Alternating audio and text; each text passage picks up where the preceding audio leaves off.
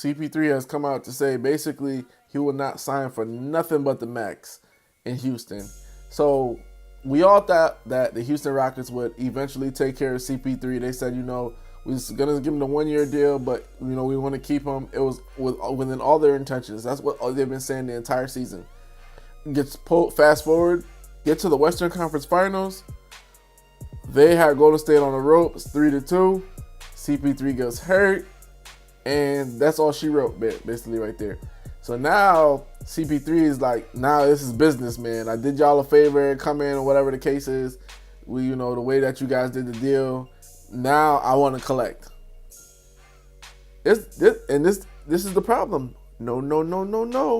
You guys watch Coming to America, and at the end of the movie, he's telling a story about Eddie Murphy's telling a story about being at a restaurant, and there's something wrong with the soup, and he's like, taste the soup. He's like, sir, what's wrong with the soup? Just taste the soup. Sir, what's wrong with the soup? Sir, just taste the soup. What's wrong with the soup, sir? Taste the soup. Okay, I'll taste it. Where's the spoon? Ha ha ha. Ha ha ha. Ha ha ha. That's what it is for CP3 right now. That's what the Houston Rockets are saying to CP3. You wanted the max. Well, all right, we're going to get you the max. We want the max. Okay, we're going to get the max. Where's your health? Ha ha ha. Ha ha ha. This is really bad for CP3. You can't possibly think about paying somebody in their 30s a $200 million contract. I'm talking about he's approaching close to mid-30s. You can't possibly think you're going to give him $25 to $30 million a year after you guys lost in the postseason after he got hurt.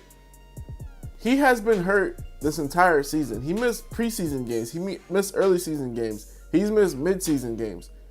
I love CP3. I love everything he brings to the table. You cannot give him the max contract. I know it was a sign of good faith or whatever, but that's his fault because he should have stayed in LA and just took in his max money. Because honestly, we all didn't think that CP3 and James Harden was going to work. Somehow they made it work to the point where they got to the Western Conference Finals. They were up. They had all the momentum. But you see that James Harden is not the guy that could will a team to a game minus CP3 in the game. And now that with CP3's health, you see that's not going to happen either.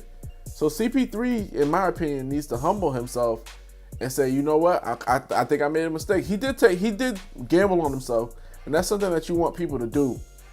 But you can't expect them to say, we're going to give you the max when they were this close to get into the NBA Finals. All it takes is like one more push. To me, he should sign like a 1-year deal and then revisit. But the thing is, the cap might change again. So now he wants his payday. You should have thought about the payday when you were in LA. They were going to give him $210 million or something like that. He skipped out on them because he didn't want to be there anymore. Well, he could have said something, well, I'll sign your deal, but there needs to be changes. We need to do this. We need to do that. We need to bust some moves to be more competitive.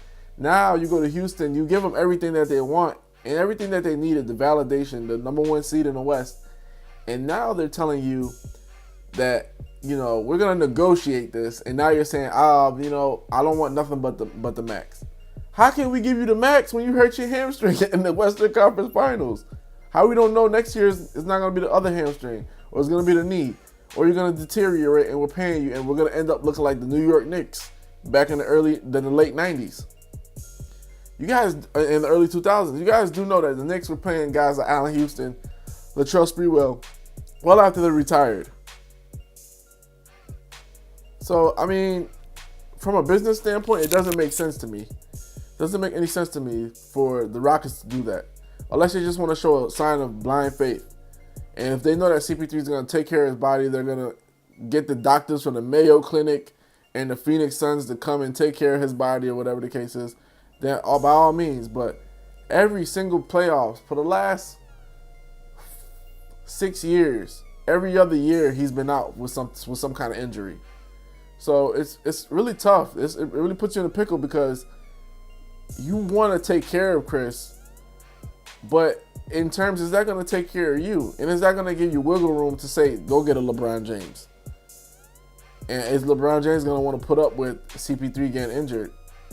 Because I can tell you now, you know, CP3 really saved James Harden in those playoffs because he was awful down the stretch in the playoffs. He was bad. Like, he was really, really, really bad. He was taking a lot of shots, dribbling a lot, and CP3 put him in the space where he needed to be efficient. So LeBron's looking at that like, all right, CP3's health is not 100%.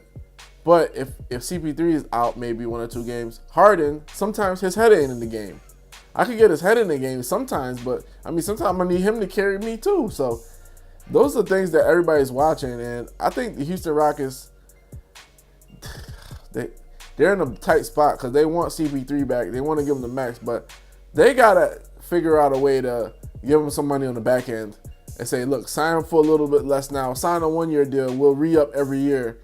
And because this, you can't give him the max. I'm sorry. You can't give somebody, when he turns like 38 years old, he's going to be getting max money, but he ain't going to be playing all the minutes. Come on, man. Come on. Come on, guys. Let's be realistic.